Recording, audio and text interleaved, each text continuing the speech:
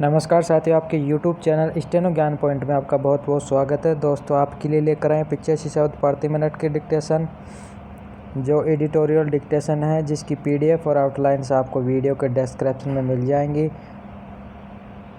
दोस्तों, अगर आप हमारे चैनल पर फर्स्ट बार विजिट कर रहे हैं तो हमारे चैनल को सब्सक्राइब, लाइक, शेयर ज़रूर कर लें और साथ ही बेल आइकन को प्रेस करें ताकि आने वाले नए वीडियो के डिक्टेशन आपको सबसे पहले प्राप्त हो सके। तो चलो दोस्तों, डिक्टेशन स्टार्ट करते हैं। डिक्टेशन स्टार्ट होगी जस्ट 5 सेकंड बाद। Yes, start.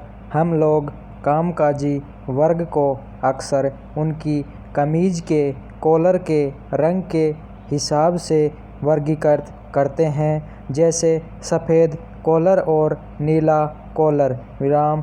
लेकिन हमारे राजमार्गों पर आज जो दुखद तस्वीर दिख रही है, उससे लगता है कि श्रमिकों का एक तीसरा वर्ग भी है विराम, जिसे हम कॉलर रहित कामगार कह सकते हैं विराम।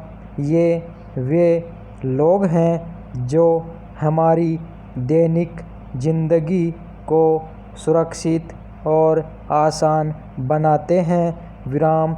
ट्रकों से ईंट, सीमेंट और स्टील उतारने चढ़ाने वाले यही लोग हैं विराम।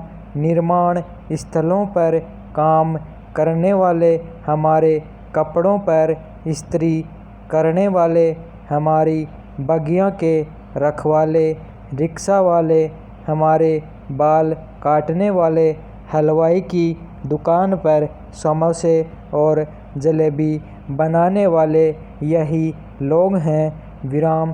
काम के दौरान आपने इन्हें कमीज में कितनी बार देखा है?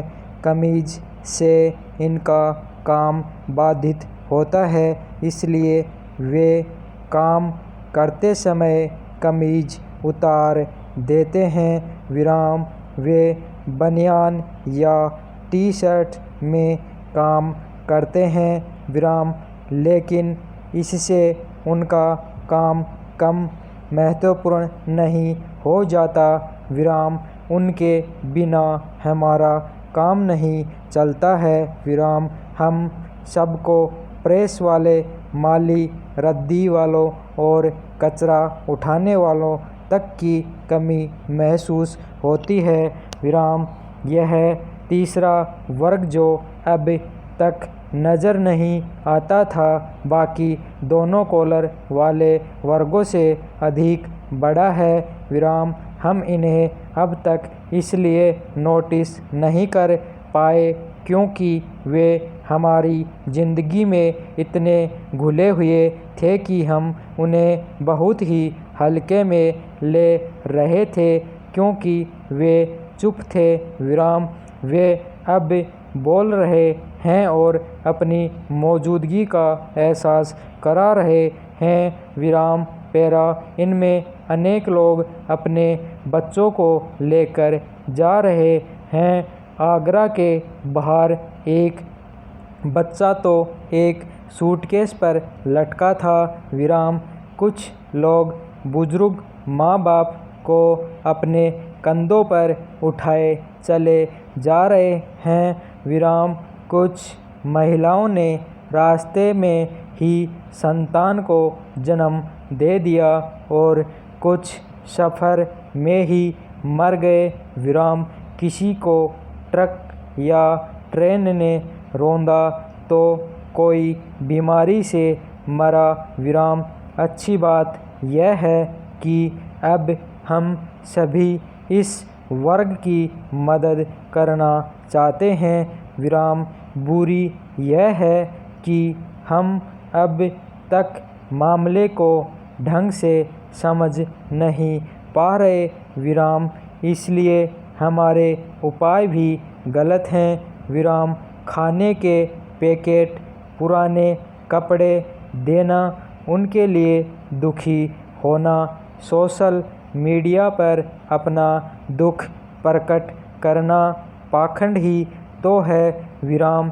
अगर आप इन कामगारों से पूछेंगे कि वे शहरों में क्या कर रहे थे और उस काम के लिए वे कितना कमा रहे थे, तब आपको पता चलेगा कि आप कितने गलत थे। ट्रक पर माल चढ़ाने उतारने का काम करने वाला श्रमिक एक दिन में 500 से 1000 रुपये तक कमाता है। जाहिर है उनके काम के घंटे भी 8 नहीं होते। इन्हें हम अकुशल श्रमिक कहते हैं। दर्जी, नाई, बढ़ई जैसे थोड़े कुशल कामगार भी इससे कहीं अधिक कमाते हैं। वे एकदम वंचित, भूखे और असहाय नहीं हैं जो 3 वक्त भोजन मिलने को ही खुशकिस्मती मानते हों। यह तो उनके पास था। वे बेहतर जीवन की तलाश में यहाँ आए थे।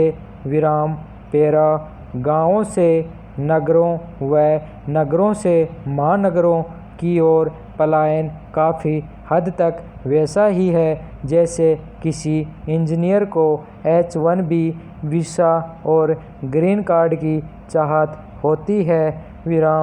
इन कामगारों से पूछिए कि वे शहर क्यों आए, वे अपने कमाए धन से क्या करते हैं।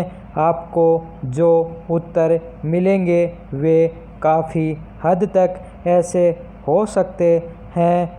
खुद की, बच्चों की और परिवार की जीवन दशा सुधारने, कुछ अतिरिक्त कमाने जिसे बचाकर घर भेजा जा सके और बच्चों को बेहतर शिक्षा मिल सके। अपने घरों को लौट रहे लाखों लोग भिखारी नहीं हैं। वे देश के आकांक्षी कामगार वर्ग की नई पीढ़ी के प्रतिनिधि हैं जिनके स्वाभिमान और आत्मसम्मान को अचानक ठेस लगी है। पेरा नरेंद्र मोदी और उनकी सरकार चोट इन्हें पहुंचा रही है। उन्हें पता है कि गलत हो चुका है।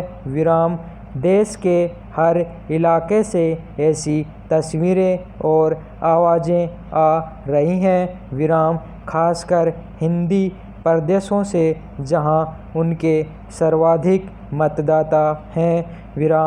सरकार ने भी उन्हें गलत समझा और ऐसा माना कि उन्हें सिर्फ थोड़ा धन और तात्कालिक मदद की ज़रूरत होगी।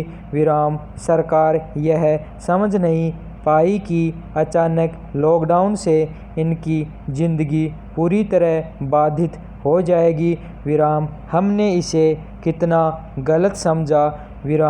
इसे समझने के लिए अपनी कॉलोनी के गेट पर खड़े सुरक्षा गार्ड को देखिए जो आपका गेट बंद करता है और अवांछित आगंतुकों को रोकता है।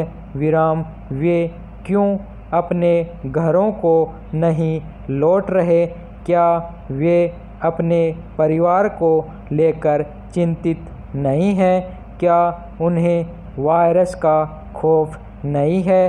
क्या वे गरीब नहीं हैं? उन पर ये सारी बातें लागू होती हैं। वे केवल इसलिए रुके हैं क्योंकि उनको वेतन मिलना तय है। इनमें से ज़्यादातर लोग 2 शिफ्ट में काम करते हैं और एक कमरे में दर्जन भर लोग रहते हैं। धन्यवाद।